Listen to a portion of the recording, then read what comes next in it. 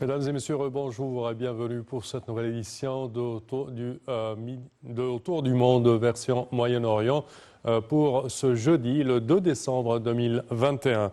On commence tout de suite avec ce compte-rendu. Le président Abdel Fattah el-Sisi a reçu hier le Premier ministre espagnol Pedro Sánchez. Des entretiens bilatéraux suivis d'une session élargie de pourparlers ont eu lieu en présence des délégations des deux pays. Et pour plus de détails, voici un compte-rendu. Bienvenue au Premier ministre espagnol Pedro Sánchez, soulignant que cette visite reflète l'engagement des deux pays à poursuivre la consolidation des relations fortes qui s'étendent sur les deux rives de la Méditerranée, surtout après la visite du président el-Sisi en Espagne en 2015. Soulignant aussi la volonté de l'Égypte de faire progresser les aspects de coopération conjointe, notamment dans les domaines économiques et commerciaux au profit des deux pays et peuples amis.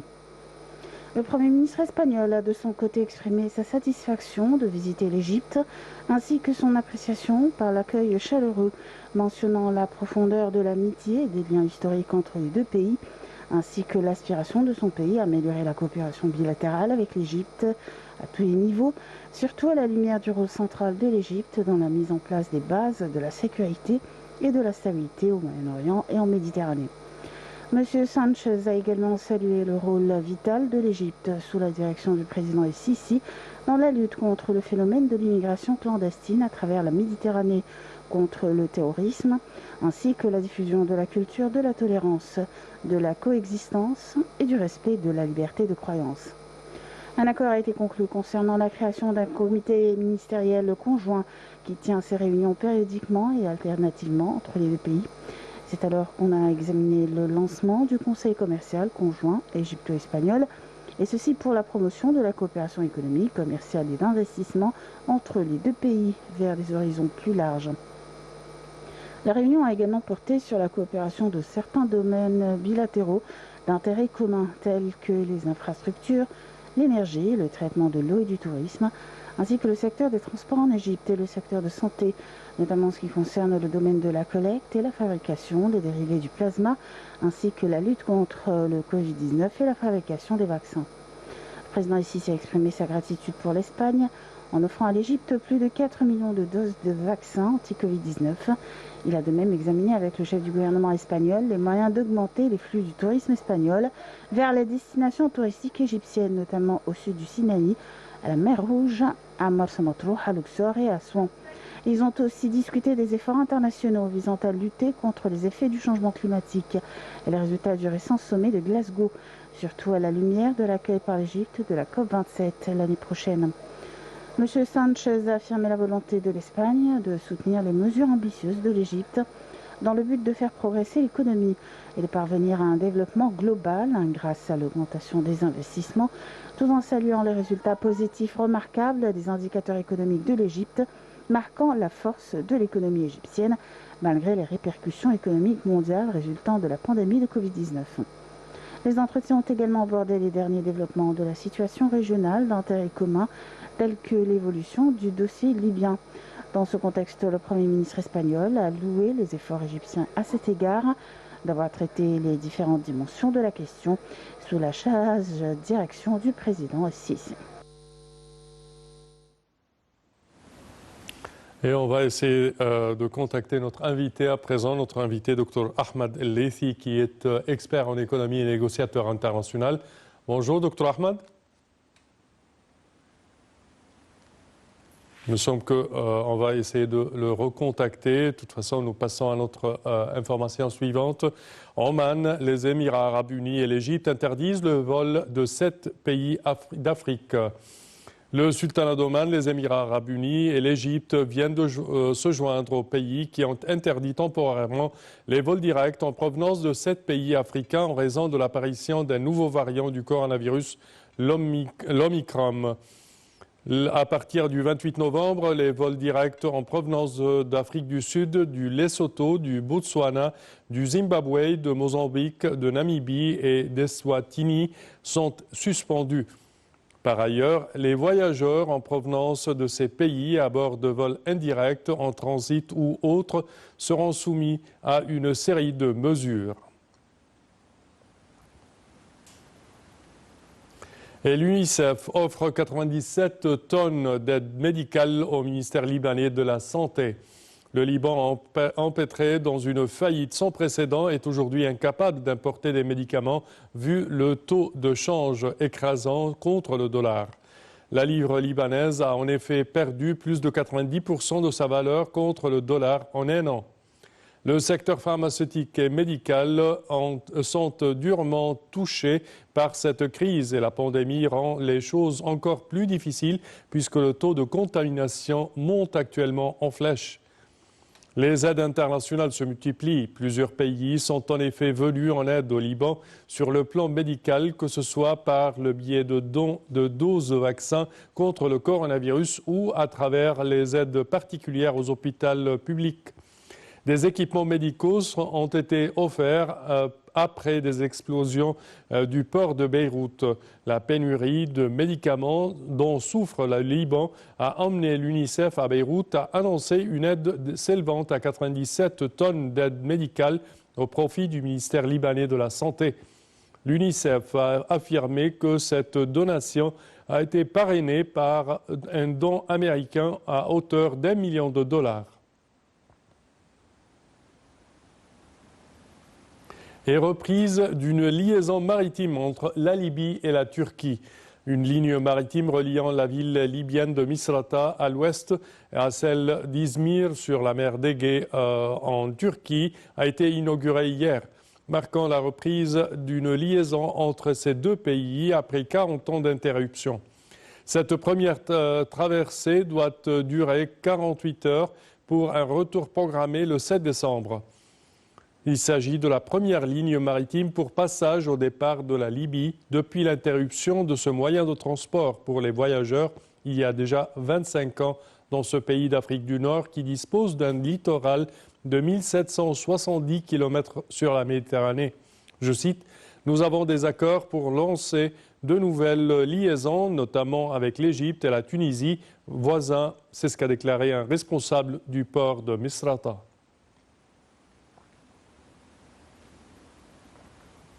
Et nous passons en Irak, le courant du leader chiite Muqtada Sadr, vainqueur des législatives. Le courant du leader chiite Muqtada Sadr a remporté les élections législatives du 10 octobre en Irak, devenant ainsi le premier bloc au Parlement avec 73 sièges, selon les résultats définitifs publiés mardi.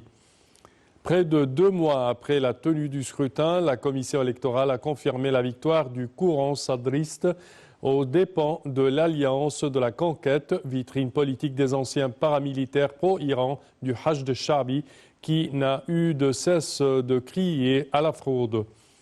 Lors d'une conférence de presse à Bagdad, les membres de la commission électorale ont lu tour à tour les noms des 329 députés du nouveau Parlement et le nombre de voix obtenues par chacun. Le taux de participation s'est élevé à 44%. L'Alliance de la Conquête remporte, elle, 17 sièges contre 48 dans l'Assemblée sortante. Pour protester contre les résultats préliminaires des élections, des partisans du Hashd Sha'bi organisent depuis plusieurs semaines un sit-in à l'une des entrées de la zone verte, tentant parfois de pénétrer par la force dans ce secteur ultra sécurisé.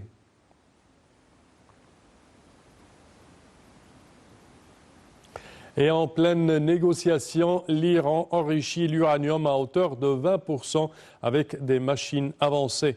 L'Iran a commencé à enrichir de l'uranium à hauteur de 20% avec des centrifugeuses avancées dans son usine souterraine de Fordo. C'est ce qu'a déclaré hier l'organisme de surveillance nucléaire de l'ONU. Une mesure susceptible d'exacerber les tensions lors des négociations sur l'accord nucléaire iranien de 2015, actuellement en cours.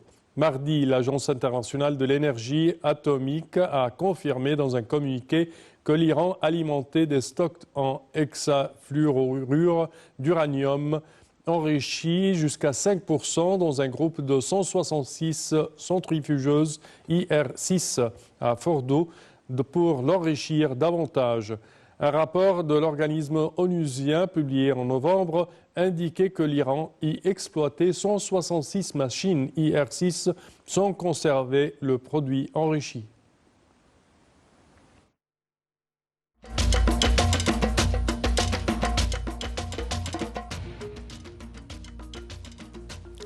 Et de retour, chers téléspectateurs, avec nous notre invité, Dr Ahmed El-Leithi, qui est négociateur international et expert en économie. Bonjour, Dr Ahmed.